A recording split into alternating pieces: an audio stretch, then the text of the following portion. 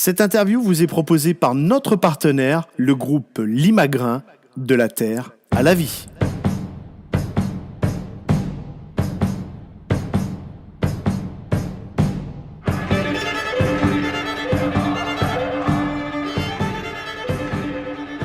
Rock Radio, c'est la radio de tous les supporters de l'ASM Clermont-Auvergne et c'est pour cela que j'aime découvrir les supporters des jaunes et bleus, découvrir un petit peu leur quotidien, leur avant-match. Et aujourd'hui, nous avons Martial. Martial, bonjour.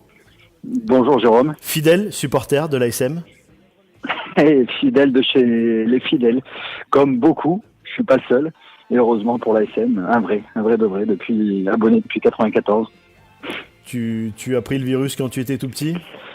Ah oui, ça c'est familial. Quand tu vois ton père s'extasier devant un match de l'ASM, quand il t'emmène au stade, tu sens déjà cette ferveur, même si à l'époque, dans les années 90, il y avait moins de supporters.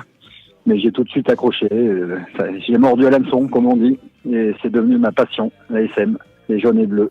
Avant de nous parler un petit peu comment tu vis les avant-matchs, que ce soit à l'extérieur et surtout à domicile, quel est ton meilleur souvenir au stade Marcel Michelin et quel est ton meilleur souvenir rugbystique ?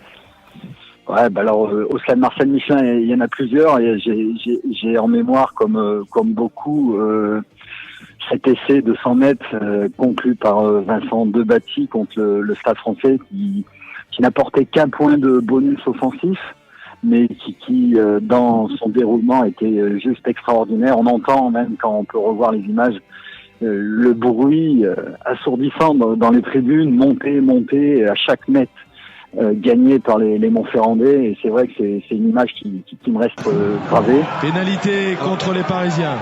Que vont-ils faire ? Est-ce qu'ils vont se satisfaire de ces deux essais et taper en touche? Oui, parce que la route est longue là, il y a 95 mètres à faire. On ne sait jamais. Voilà. Oh, ils vont la jouer, attention, ils ne risquent plus rien, ils vont aller chercher peut-être ce troisième essai avec une charge, plein champ, ballon libéré par Augustin Krivy.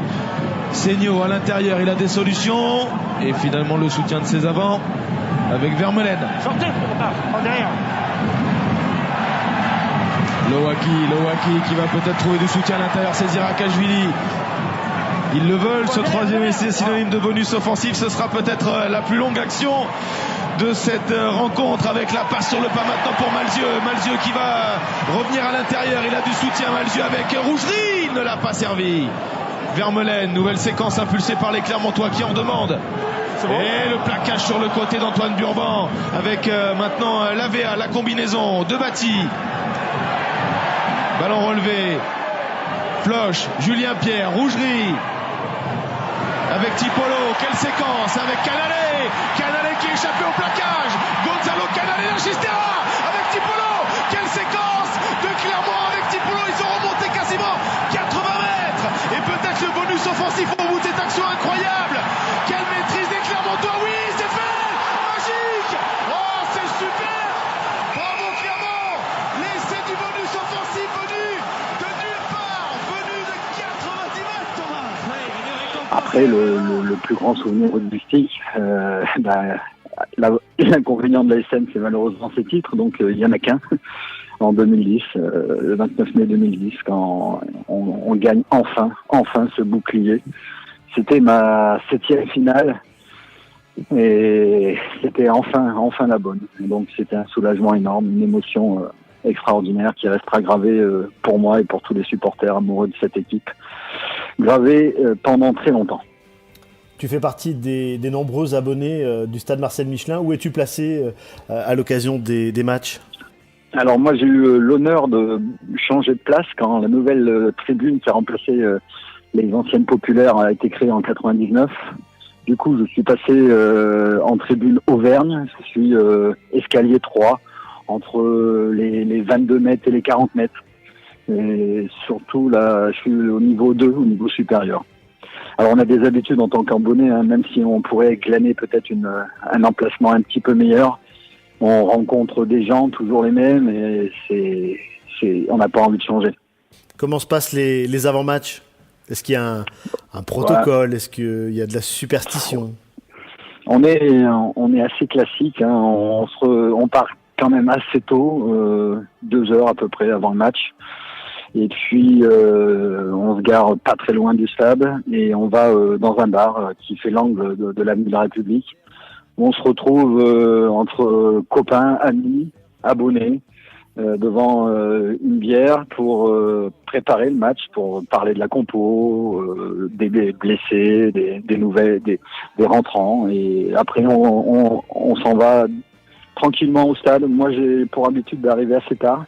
Certains partent une demi-heure avant. Moi, j'arrive 5-10 minutes avant le coup d'envoi.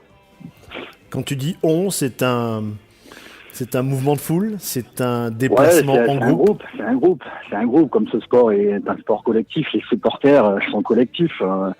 On a du mal à envisager d'aller voir un match tout seul. Donc c'est toujours les mêmes. On est une petite dizaine à se retrouver au bar et puis on part en même temps. On n'est pas tous situés au même endroit, donc une fois arrivé dans l'enceinte du stade, on se dispatche. Tu es auvergnat ? Tu habites la région ? Ouais, Auvergnat 100%, né à Clermont-Ferrand et j'espère pouvoir mourir ici. Ouais. Le plus tard possible, comme dirait Thierry Roland. Comme le plus tard possible, bien sûr, avec pas mal de titres. Et malheureusement, on aura quelques désillusions, mais c'est aussi grâce à ces désillusions qu'on est heureux d'avoir la victoire.